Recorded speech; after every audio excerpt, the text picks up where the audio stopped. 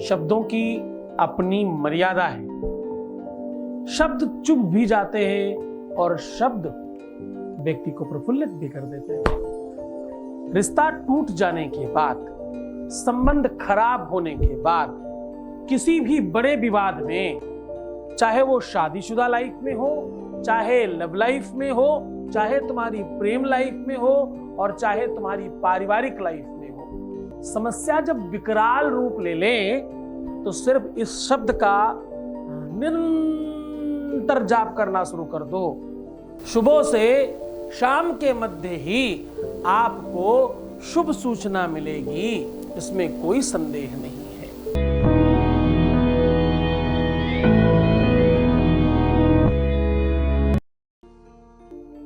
आज आपको एक ऐसा शब्द बता रहे हैं, एक ऐसा मंत्र बता रहे हैं, एक ऐसा जाप बता रहे हैं जिसे सुबह से शाम तक आपको करना है, पूरी तल्लीनता के साथ करना है।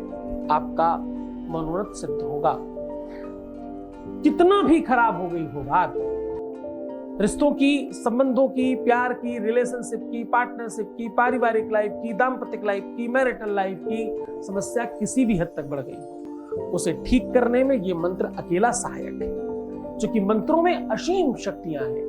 मंत्र कहते हैं इतने ताकतवर होते हैं, इतनी शक्तिशाली होते हैं कि तुम्हारी भाग्य तक बदली जा सकती है। इसलिए पुराने लोग कहा करते थे कि भाई किसी भी व्यक्ति को अपना हाथ जल्दी मत दिखाओ, किसी व्यक्ति को जल्दी कुंडली मत दिखाओ। क्यों? क्योंकि हो सकता है मंत्र से वो आपका अपनी तरफ सब खींच ले। भाग्य परिवर्तित भी की जा सकती है, आगे पीछे जन्मों की चीजें उठाकर भी एक जगह डाली जा सकती हैं। गुरु ऐसा किया करते हैं। कभी कभी जिनको संतान नहीं होने वाली हो, अगले किसी जन्मों में संतानें दिख रही हैं कई ज्यादा, वहां की एक आध संतान उठाकर यहां डाल देते हैं ताकि बैलेंस बन जाए।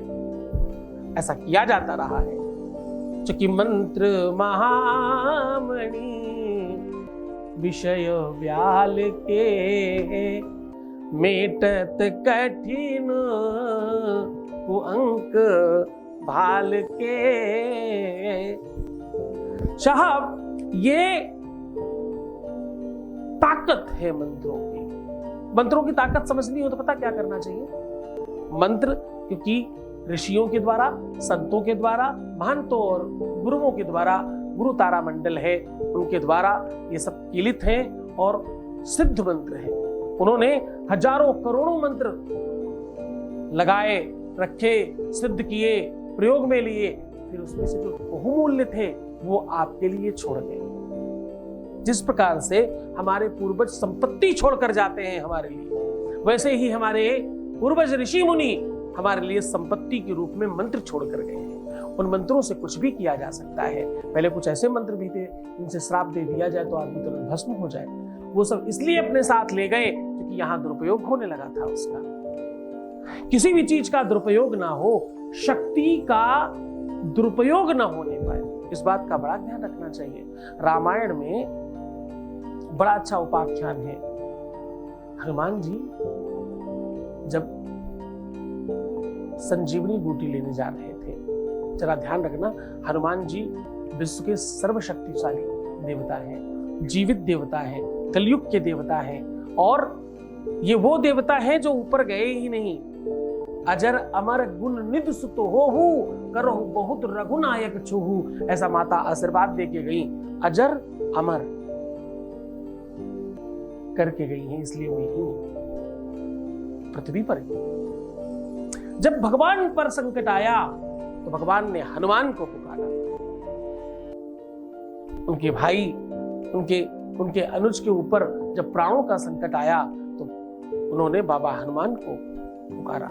और हनुमान इतने शक्तिशाली, इतने पावरफुल होने के बावजूद भी सूर्य से विनम्र निवेदन कर रहे हैं। जिन्होंने अपने जीवन में किसी को भगवान नहीं कहा, वो सूर्य से भगवान कह रहे हैं। सूर्य को कह रहे हैं, हे प्रभु, हे दिनकर, हे दिवाकर, हे रजनीश, देखना ये संकट आपके कुल में है, ये समस्या आपके कुल पर आई है, ये निशाकाल आपके कुल पर है। आपकी किरणों का अगर चमत्कार होगा तो निश्चित ही दिनकर सूर्यवंश में अंधकार होगा। कृपा करना प्रभु, जब तक हम संजीवनी लेना आए तब तक आप बाहर बताना। हर तरह से निवेदन कर रहे हैं और लास्ट में कहते हैं आशा है स्वल्प छोटी सी विनती आप स्वीकार करेंगे, वरना ये ध्यान रहे, आपको तो पता है अंजन सुति बचपन से कितना मत वाला है। बचपन से आपको सब पता है कि हम तो आपको मुंह में रख के खा गए थे, तो वैसे ही न करने पाए, वैसा न हो। और लास्ट में, सबसे लास्ट में, अंतिम पंक्ति में 8 लाइन में निवेदन किया और एक पंक्ति में खत्म करते हुए हनुमान ने कहा ताकत का, देखिए शक्तिशाली इंसान पहले विनम्र निवेदन करता है और उसके बाद अपना विश्रिंग काट देता है। वो कहते हैं ध्यान रहे, वरना आपको फिर से मुंह में रखकर आपको बंदी बनाना पड़ेगा, और बंदी मोचन तब होगा जब भगवान के जीवन का संकट मोचन होगा, तब तक आप बाहर नहीं आ पाएंगे। तो निवेदन है आप हमारा निवेदन स्वीकार करेंगे। तो शक्तिशाली कभी भी अपनी शक्तियों का बखान नहीं करता, और कहता भी है तो बहुत छोटे से शब्दों में। 8 लाइन की निवेदन में एक छोटी सी लाइन बोलते हैं। ध्यान रहे कि हम बचपन से कितने मत वाले हैं, ध्यान रहे कि हम मुंह में रख लिए थे आपको छोटा फल समझ के। तो 8 लाइन में निवेदन है और 1 लाइन में अपनी शक्ति का प्रदर्शन है। शक्तिशाली लोग ऐसा करते हैं। तो मंत्रों की शक्ति इतनी असीम है कि बस 1 लाइन में लिख दिया गया कि मंत्र महामण विषय व्याल के मेतड कठिन कुंक भाग, बस हो गया। उन्हीं मंत्रों की महिमा का एक सर्वश्रेष्ठ मंत्र आज आपको हम बता रहे हैं, और इससे आपके अपने रिश्तों में, संबंधों में, प्यार में, मोहब्बत में, इश्क में, तुम्हारे परिवार में, तुम्हारे घर में, तुम्हारे बच्चों में, तुम्हारे आसपास में, सब में प्रेम बढ़ेगा। अब मैं सीधा उस मंत्र की बात कर रहा हूं। आपको सिर्फ अर्धाली कहते हैं आधी चौपाई को, आधी चौपाई बोलनी है और पूरे का लाभ लेना है।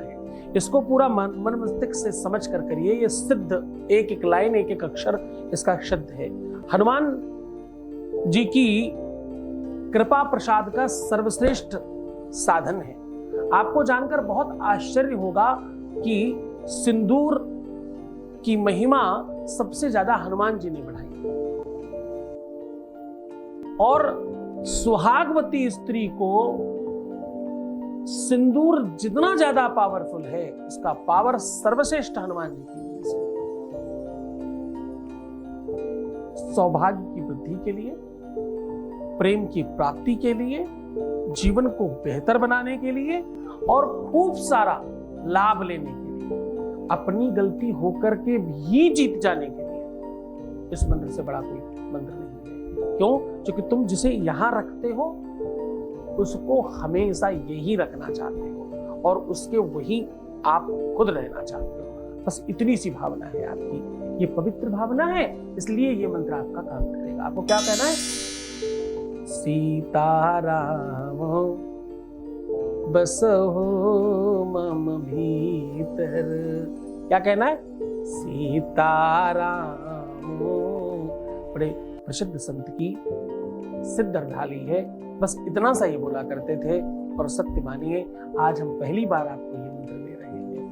सीताराम बसहो मम भीतर। एक क्यों नहीं? एक इसलिए नहीं क्योंकि हम अकेले नहीं रहना चाहते, हम चाहते हैं हमारा पार्टनर भी हमारे साथ हो, इसलिए सीताराम बसहो मम भीतर। पहले भगवान क्यों नहीं? पहले सीता जी क्यों? क्योंकि माता थोड़ी दयालु होती हैं, वो गलतियां माफ भी करती हैं, इसलिए सीताराम बसहो मम भीतर। सीताराम बसहो मम भीतर।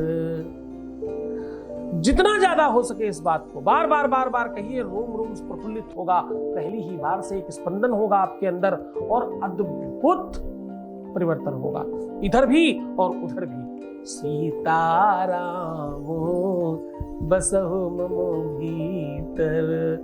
सीताराम बसहु मम भीतर।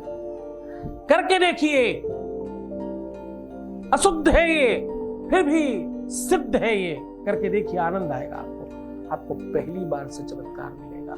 पूरे मन से श्रद्धा और विश्वास से करिएगा। जब याद आ जाए बस बोलते रहिए मन ही मन। जब से याद आए, जब मन परेशान हो, जब बहुत दुखी हो, जब बहुत तकलीफ में हो, बोलते रहिए मन ही मन। आप जीत जाएंगे, आप खुश हो जाएंगे, प्रसन्न हो जाएंगे और सब अच्छा होगा। तुम्हारा कल्याण हो इस भावना के साथ पढ़ा रहा हूं इस कार्यक्रम को। आप बेहतर रहें, खुश रहें, मुस्कुराएं, सुंदर बने। हर आधे घंटे में प्रणाम करके पानी पीजिएगा और अपना बहुत ख्याल रखिएगा। पुराने एपिसोड देखो, समझो और अच्छे बनने की कोशिश करो। धन नहीं, बल बढ़ाओ, अपना ताकत बढ़ाओ, अपना मूल्य बढ़ाओ, तुम श्रेष्ठ हो जाओगे। तुम्हें सिर्फ अपना ख्याल रखना है, मैं तुम्हारा भी रख रहा हूं। ओम नमः शिवाय।